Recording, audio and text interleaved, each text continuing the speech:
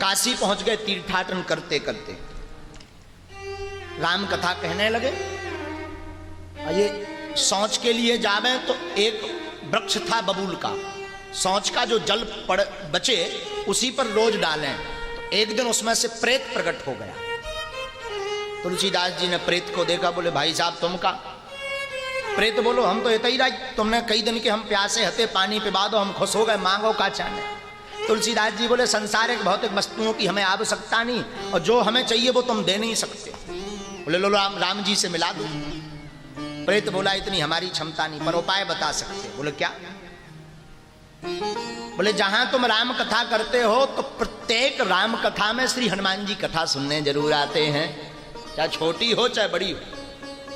राम जी से वरदान ही हनुमान जी ने मांगा था, प्रभु जहां जहां आपकी कथा हो गए वहां वहां हम पहुंच जाएं।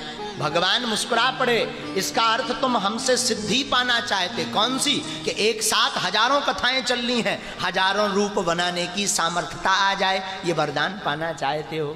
फिर भी भगवान बोले तथास्तु।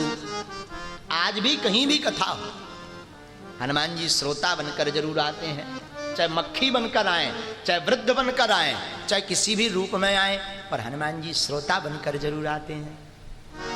प्रेत बोला जहां आप रोज राम कथा करते वहां पर एक जो बूढ़ा आदमी आता ना, सबसे पीछे बैठता, जिसके पैर गल गए, दुर्गंध आती, उसके चरणों को पकड़ लेना। हनुमान जी की आदत है कि वो कथा प्रारंभ होने के पूर्व में आ जाते हैं और कथा ब्राह्म होने के बाद ही जाते हैं।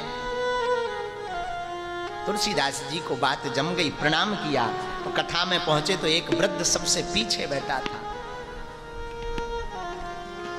कथा पूरी हो गई, सब जाने लगे, अंत में वो भी जाने लगा तो गोस्वामी जी ने चरण पकड़ लिए, हमें सरकार के दर्शन कराओ। वृद्ध खूब डांटता रहा, क्यों पागल बने हो, हम कोई हनुमान जी बनमान जी नहीं है। तुलसीदास जी बोले अब मत बनो, हम आपको पहचान गए हैं और हनुमान जी को प्रकट होना पड़ा।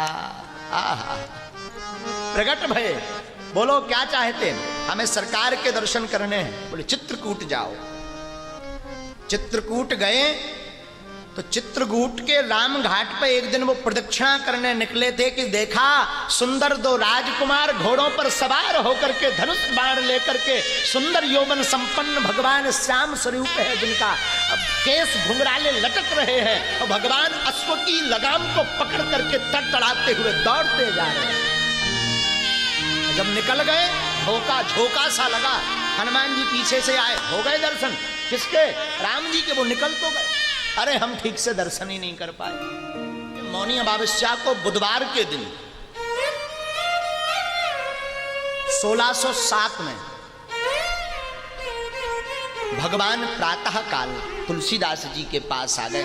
तुलसीदास जी राम घाट पर चंदन घिस रहे थे और प्रभु चंदन मांगने आ गए। हनुमान जी ने सोचा कहीं ऐसा ना हो फिर से धोखा खा जाए, तो हनुमान जी तोता बनकर के प्रकट भये और दोहा बोल दिया, चित्रकूट के घाट पर भई संतन की,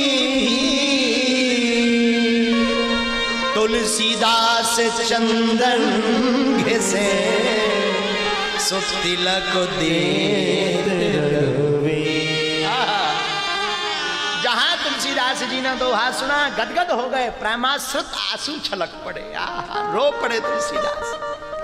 जय जय करिए। अद्भुत छवि को निहार कर गोस्वामी तुलसीदास जी अपनी सुध खो बैठे।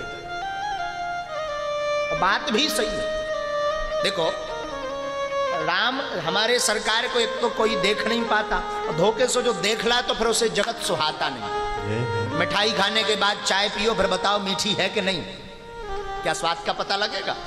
नहीं लगेगा। उसी प्रकार जगत का सार श्री राम जी सरकार, श्री सीताराम जी सरकार हैं, उनके दर्शन हो जाएं तो फिर जगत रूपी सार का पता नहीं लगता है, क्योंकि सार तो श्री सीताराम जी ही हैं। तुलसीदास जी आज्ञा लेकर के अयोध्या चले गए और 1628 ईस्वी में प्रयाग में जो माघ मेला लगा वहां भी कुछ दिन ठहरे और 6 दिन बाद एक बटवृक्ष के नीचे तुलसीदास जी को याज्ञवल्क्य मुनि के दर्शन हुए। उस समय वहां कथा हो रही थी, जो सूकर क्षेत्र में अपने गुरुजी से तुलसीदास जी ने सुनी थी, वही कथा पुनः सुनी। फिर काशी चले गए और काशी में प्रहलाद घाट पर एक ब्राह्मण के घर तुलसीदास जी रहने लगे और वहीं इनके अंदर कवित्वता प्रारंभ हुई भीतर मन में, और कविताएं संस्कृत में इन्होंने लिखना प्रारंभ किया। लेकिन दिन में जितने भी पद्य रचना ये संस्कृत में करें, रात के सब गायब हो जाए। आश्चर्य में पड़ गए। 8वें दिन साक्षात महादेव इनके स्वप्न में आए और बोले सुनो, तुम अयोध्या में जाकर रहो और हिंदी में काव्य की रचना करो, हम तुम्हें आशीर्वाद देते हैं, तुम्हारी कविता सामवेद की भांति फलीभूत हो जाएगी। महाराज 1631 में इन्होंने राम कथा हिंदी में श्री रामचरितमानस लिखना प्रारंभ किया। 2 वर्ष 7 महीने 26 दिन लगे राम कथा लिखने में। 2 वर्ष 7 महीने 26 दिन और षड्यंत्र श्री रामचरितमानस रचना करके रख दी। और विश्वनाथ जी मंदिर में रामचरितमानस को रखा तो स्वयं साक्षात महादेव ने अपने हाथों से रामायण के ऊपर लिखा, सत्यम शिवम सुंदरम। हस्ताक्षर महादेव अपने हाथ से, सत्य ही शिव है और शिव ही सुंदर है।